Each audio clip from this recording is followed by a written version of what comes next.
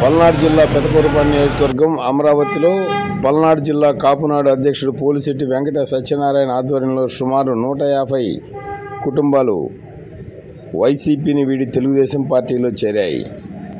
ఈ కార్యక్రమానికి ముఖ్య అతిథిగా మాజీ మంత్రివర్యులు సత్తెనపల్లి నియోజకవర్గ తెలుగుదేశం జనసేన బీజేపీ కూటమి అభ్యర్థి కన్నా లక్ష్మీనారాయణతో పాటు పెదకూరుపాడు నియోజకవర్గ తెలుగుదేశం బీజేపీ జనసేన కూటమి అభ్యర్థి భాష్యం ప్రవీణ్ హాజరయ్యారు.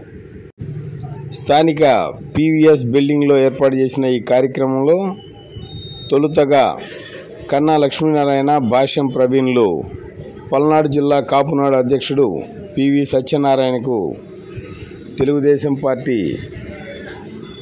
కండువా కప్పి పార్టీలోకి సాదరంగా ఆహ్వానించారు. ఈ కార్యక్రమంలో కన్నా లక్ష్మీనారాయణ భాష్యం ప్రవీణ్లతో పాటు సంఘం డైరీ మాజీ చైర్మన్ కిలార్ రాజన్ బాబు, పార్టీలో చేరిన పివి సత్యనారాయణ అభిమానులు, కాపునాడు నాయకులు అధిక సంఖ్యలో పాల్గొన్నారు.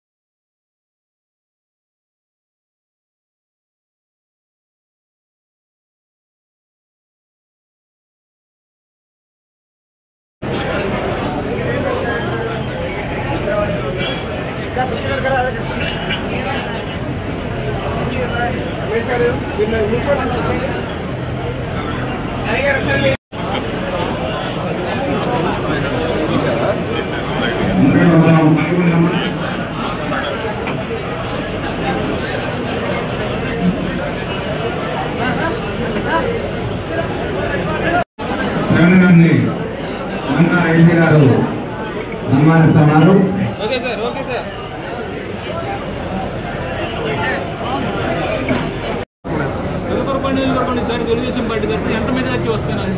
పెదకూరుపాడు నియోజకవర్గంలో ఈ రోజున్న పరిస్థితుల్లో 5 మండలాల్లో ప్రతి మండలంలో కూడా మినిమం 5,000 మెజారిటీ వచ్చే అవకాశం ఉందండి. 20,000 నుంచి 25,000 మెజారిటీతో తెలుగుదేశం అభ్యర్థిగా నేను గెలుస్తున్నాను.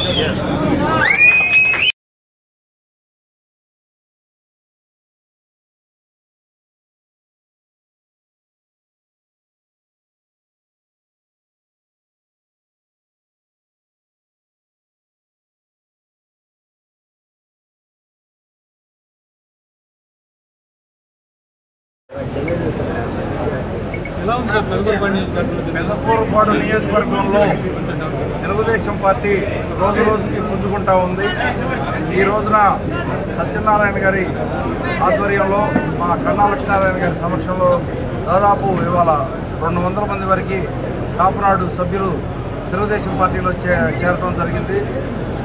గతంలో కాపునాడు పల్నాడు జిల్లా అధ్యక్షులుగా చేసిన సత్యనారాయణ గారికి ఉన్న పరిచయాలతో వారందరినీ సమావేశపరిచి తెలుగుదేశం పార్టీ రావాల్సిన ఆవశ్యకత గురించి, రాష్ట్రానికి తెలుగుదేశం పార్టీ, జనసేన, బీజేపీ ఉమ్మడి ప్రభుత్వం ఏర్పడాల్సిన ఆవశ్యకత గురించి వివరించి వారిని ప్రభావితం చేసి వారందరినీ ఇవాళ తెలుగుదేశం పార్టీలో చేర్చడం జరిగిందండి.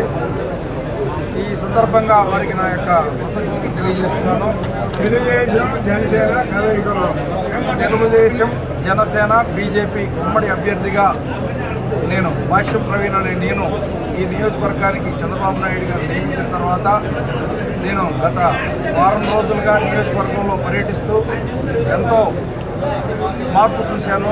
నియోజకవర్గంలో ఎక్కువగా మా తెలుగుదేశం సభ్యులు ఎంతో ప్రేరేపితమై ఎంతో ఉత్సాహంతో ఉన్నారు. వారితో పాటు వైసీపీ సభ్యులు కూడా ప్రతి గ్రామంలో చేరడానికి వస్తూ ఉన్నారు. ఈ రోజున ఇది మొదటి కార్యక్రమం 200 మంది, రాత్రి మాదిపాడు గ్రామంలో దాదాపు 150 మంది చేరడం జరిగింది. ఇప్పుడు మధ్యాహ్నం దీని కంటిన్యూషన్గా మధ్యాహ్నం దొడ్లేరు కోసూరుకు సంబంధించి 200 మంది ముస్లిం సోదరులు, ఇట్లానే దొడ్లేరుకు సంబంధించిన ఒక 25 మంది దాకా బీసీ సోదరులు రెడీగా ఉంటారు. ఈ కార్యక్రమం అయిపోగానే నేను ఆ కార్యక్రమానికి వెళ్ళబోతున్నాను. దీన్ని బట్టి ఏమర్థం అవుతుందంటే ఈ నియోజకవర్గంలో గత 5 సంవత్సరాలుగా మా తెలుగుదేశం పార్టీ కార్యకర్తలను కానీ ప్రజలను కానీ భయభ్రాంతులకు గురి చేసింది వైసీపీ ప్రభుత్వం.